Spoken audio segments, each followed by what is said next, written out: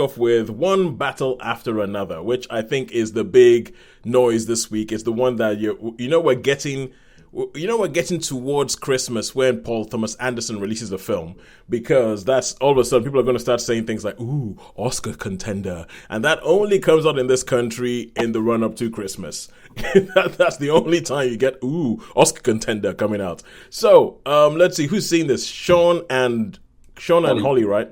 Yep. Okay, cool. So Sean, go ahead. Tell us about One Battle After Another. Okay. So this is a story about so there's this group called I think it's called the French 67. I can't remember exactly. So, but anyway, they're like a bit of a terrorist group. French 75. French 75. Thank you, French 75. Brilliant. Cocktail. Why is French 75? I can't really get the order, but so yeah, the French 75, and they commit terrorist acts and they blow up, and they're being chased by Colonel Lockjaw, who one of the terrorists.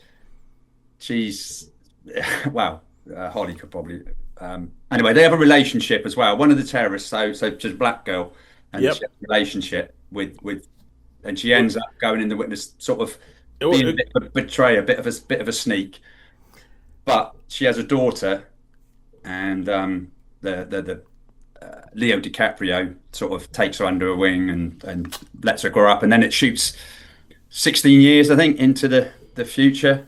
And the girl's grown up and been living with Leonardo, but there's this Is he her birth father or an adopted father? So he is her father, but there comes a point where Colonel Lockjaw, excellent name, has the opportunity. Played by Sean Penn. Has the opportunity to join a deranged white supremacist group.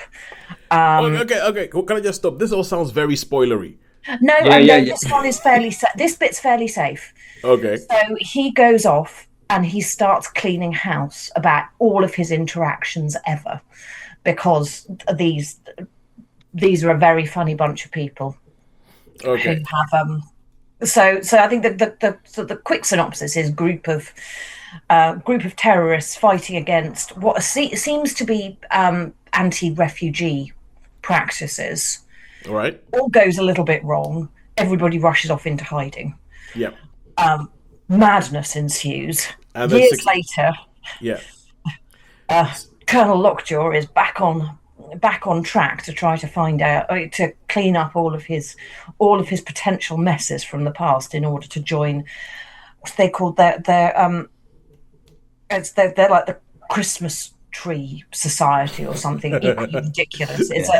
But basically they're the KKK really, but they that's basically what it is. And sorry, Holly, just to come in here, I just want to say that at the beginning of the film, Lockjaw gets they're doing a presentation. There's a couple of this is great with symbolism, and he gets a medal called the Bedford Forrest Medal.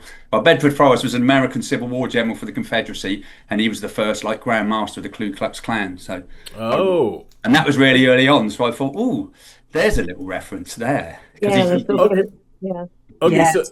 we get this. So we get it. Lockjaw hunting down a bunch of people who did things in the past who might have been you guys have used the word terrorist a couple of times.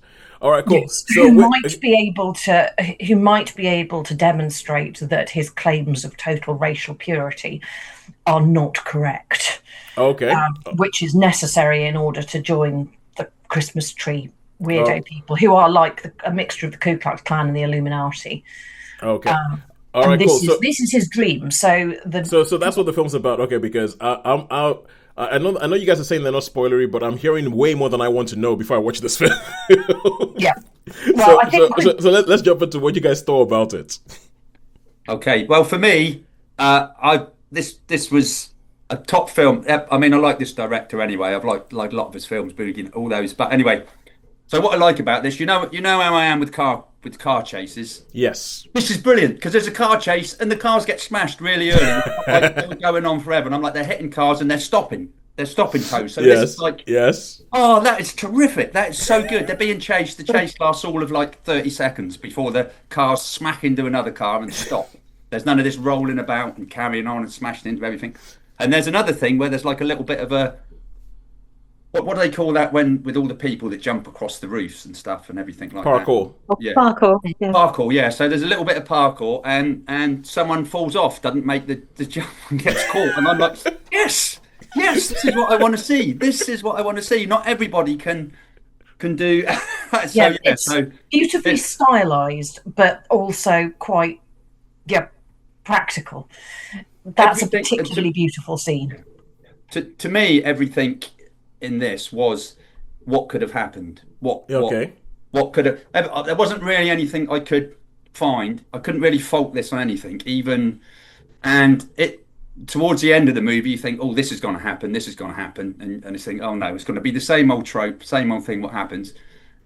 But it doesn't happen how I thought it was going to happen. So it's just like, man, this film is just like super class. Everything in it works. Sorry, Holly, I'll go over to you now. Yeah, very well put together film. It was very current, felt quite apposite as from the beginning. It's apparent that it's sort of battling against unjust regimes and racism and societal all sorts.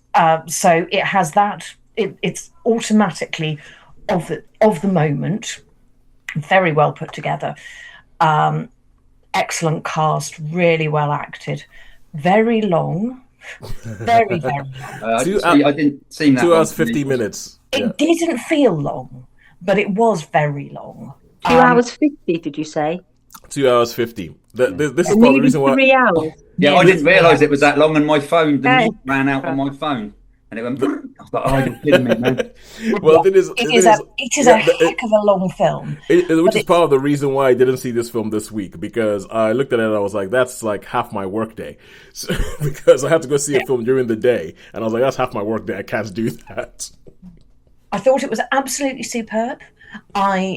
We agreed at the end that we didn't feel we needed to see it again, which is sort of unusual for me, but not always. But I thought it was excellent. It was very well done.